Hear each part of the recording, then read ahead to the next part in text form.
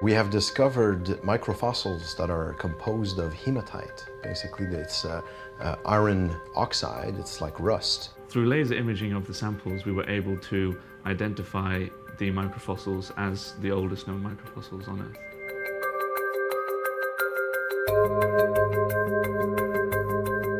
This is a slab that's been polished. There are these structures here. It is cut on the right-hand side, but you can see kind of a structure that bends the layering in this rock. And it is within these features, in part, that we find the microfossils. In diameter, the microfossils are half the width of a human hair. They can be anything up to half a millimeter in length. The microfossils we discovered are about 300 million years older than the previously thought oldest microfossils. These rocks have a minimum age of 3.77 billion years, but some scientists in the field consider them to be as old as 4.28 billion years.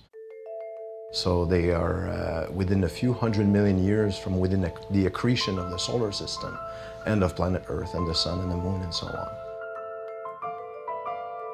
These rocks are being mostly composed of silica and hematite, this iron rust.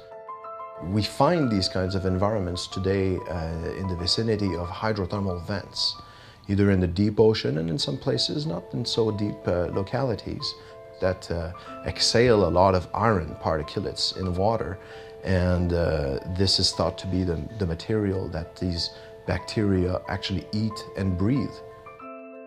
The rocks are located in the province of Quebec on the shoreline near to the Nastapoca Islands.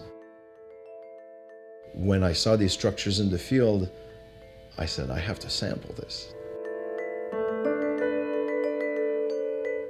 One of the big questions when it comes to early life studies is whether or not the organic carbon we find in these rocks is actually biological in origin, especially in hydrothermal vent environments where you can have special reactions called the Fischer-Tropsch reaction. So we used a very robust, rigorous approach to test whether these microfossils we discovered were non-biological structures. And we were able to do this with our laser imaging system by looking at the minerals the organic material was associated with.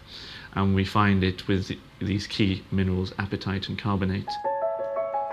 If we are right with our new model for the origin of these spheroidal structures in these rocks that contain these fossils, then we might want to look for these kinds of things on other ancient planetary surfaces, such as the surface of Mars, for instance. I'm keen to look at more examples of hydrothermal vent deposits, and if we can take our knowledge of how organic matter and microfossils are preserved on Earth and apply them to hydrothermal systems on other planets like Mars or Europa. In 2007, there was one of the Martian exploration rover found beds of hematite concretions. They were called blueberries at the time, and it made a big news splash as well. The origin of these structures is not fully understood, even on Earth where we find them. But we don't know really how organic matter can potentially be involved in making these structures. The most exciting thing about this discovery is that we know that life managed to get a grip and start on Earth at such an early time in Earth's evolution, which gives us exciting questions as to whether we are alone in the solar system or in the universe. If life happened so quickly on Earth, then could we expect it to be a simple process and start on other planets, or was Earth really just a special case?